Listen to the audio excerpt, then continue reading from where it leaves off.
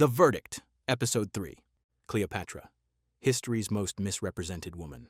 She is one of the most famous people who ever lived. Hollywood has made dozens of films about her. Poets have written about her beauty for 2,000 years. And almost everything you think you know about her is wrong. Today on The Verdict, we put Cleopatra on trial, and we finally set the record straight. Cleopatra VII, to give her full name, was born in 69 BC in Alexandria, Egypt. She was the last active ruler of the Ptolemaic kingdom, a dynasty founded by one of Alexander the Great's generals after his death. Here's the first thing that surprises most people. Cleopatra was not Egyptian by blood. She was Macedonian Greek, and yet she was the first ruler of her dynasty in nearly 300 years to actually bother learning the Egyptian language. She also spoke 8 other languages, including Ethiopian, Hebrew, and Aramaic. She was a trained mathematician, philosopher, and scholar who studied at the Great Library of Alexandria. This was not a woman who got to the top by being pretty. This was one of the most intellectually formidable rulers of the ancient world. So how did history reduce her to a love story? Let's be honest about her record, because the verdict is always fair. Cleopatra was ruthless when she needed to be.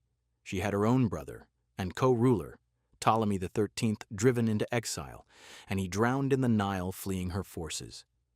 She later had her sister Arsinoe executed.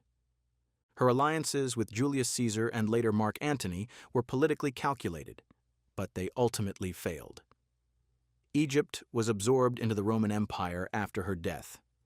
By the measure of legacy and outcome, her reign ended in total defeat.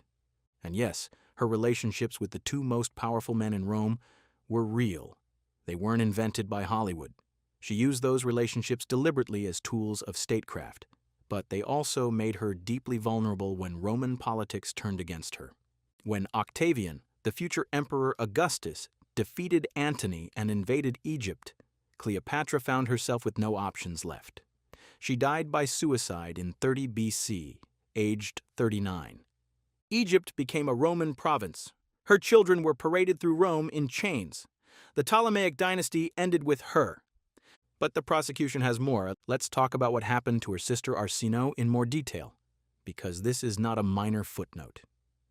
After their civil war, Cleopatra had Arsinoe paraded in golden chains through the streets of Rome during Caesar's triumph in 46 BC. It was a public humiliation designed to destroy any rival claim to the Egyptian throne. But Cleopatra didn't stop there. When Mark Antony rose to power, she requested that he have Arsinoe killed. Antony obliged. Arsinoe was dragged from sanctuary inside the temple of Artemis in Ephesus, one of the 7 wonders of the ancient world, and murdered on its steps. Even Roman crowds, who were no strangers to political violence, were reportedly horrified. Killing someone inside a sacred temple was a violation so serious it shocked the ancient world.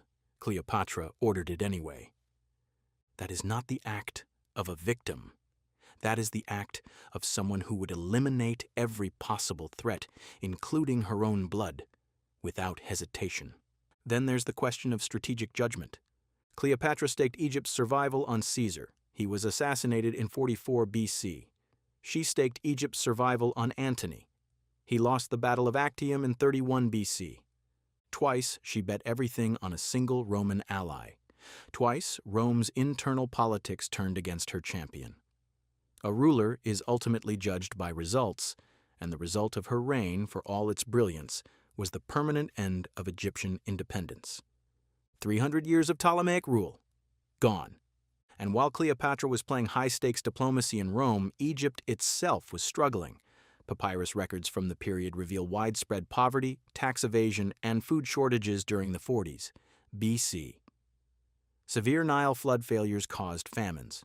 There were revolts in Upper Egypt that her government found difficult to contain.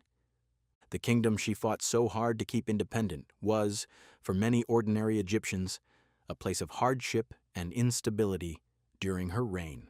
And the final charge, when she died, she left behind 3 children and a country with no future.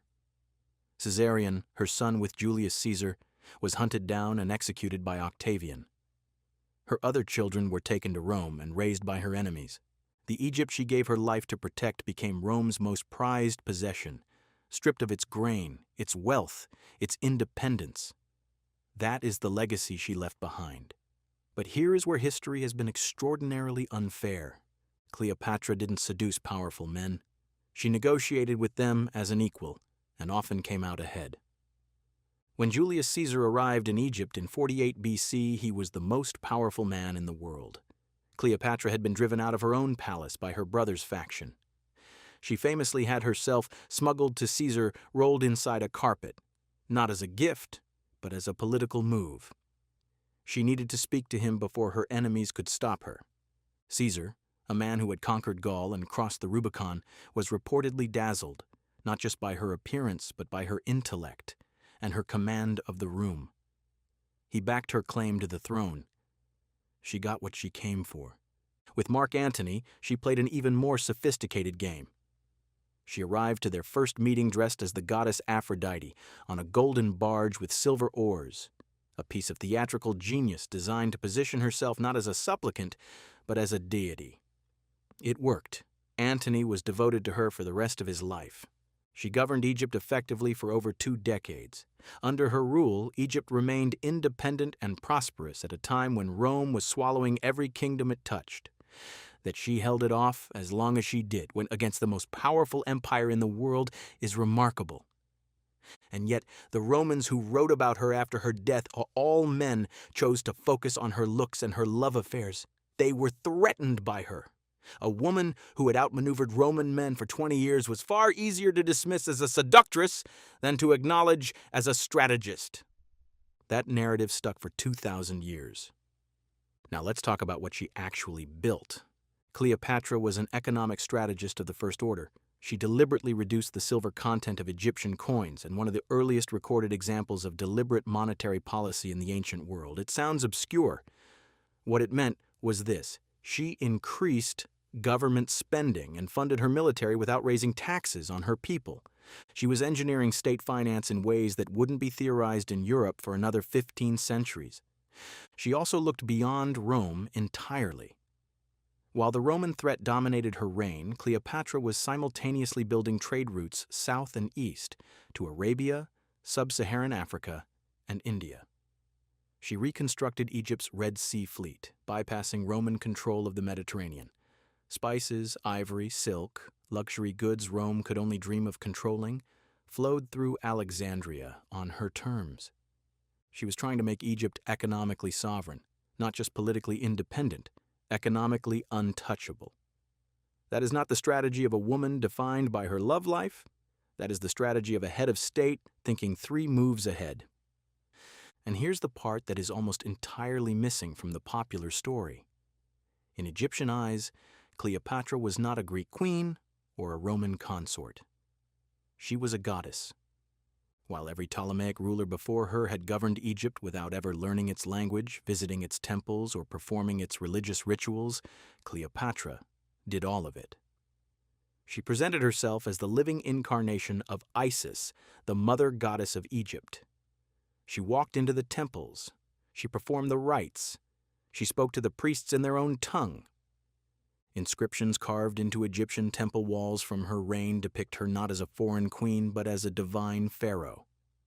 The Egyptians didn't see the woman Rome described. They saw a ruler who had finally come home. That is a completely different Cleopatra than the one in every Hollywood film. And it is the one that Egyptian sources, the ones Roman historians ignored, give us. Through her alliances with Caesar and Antony, she also won back territory Egypt had lost. Cyprus, parts of the eastern Mediterranean coast, portions of modern-day Lebanon, she recovered them through diplomacy and political leverage. While Rome was expanding in every direction, Cleopatra was actually expanding Egypt. Nobody talks about that, the woman who recovered territory from Rome through negotiation alone.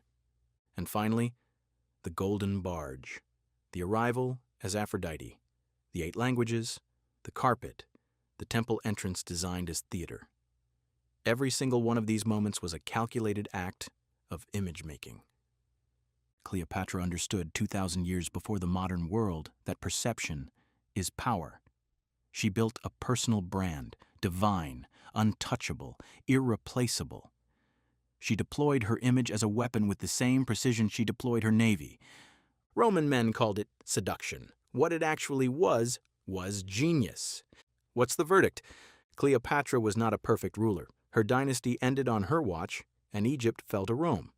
Those are facts. She was ruthless with her siblings. She made strategic alliances that collapsed twice. She left behind a kingdom that had no future without her. These are real failures. The prosecution is right about them.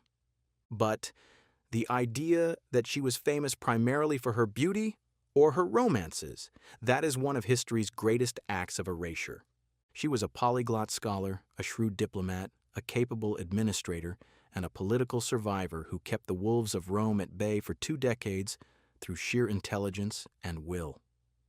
She was a monetary innovator, a trade visionary, a religious leader who was the first ruler of her dynasty in 3 centuries to actually become Egyptian, in spirit, in language, in faith. And she built an image so powerful that 2,000 years later the whole world still knows her name. History was written by the people who defeated her, and they had every reason to make her look small. The Romans feared what she represented, a woman who operated at the highest level of world power without their permission, so they rewrote her as a seductress. They reduced 20 years of sophisticated statecraft to a love story. And we believed them. For 2,000 years, we believed them. The verdict? Cleopatra was one of the most capable rulers of the ancient world, and one of the most unfairly remembered. She deserved better from history, and now, 2,000 years later, she's finally getting it. That's the verdict. Did history treat Cleopatra fairly, or has she been misrepresented for 2,000 years? Drop your verdict in the comments below. And if you're new here, we put history's biggest names and events on trial every week. Subscribe to The Verdict so you don't miss the next one, because history is never as simple as you were taught.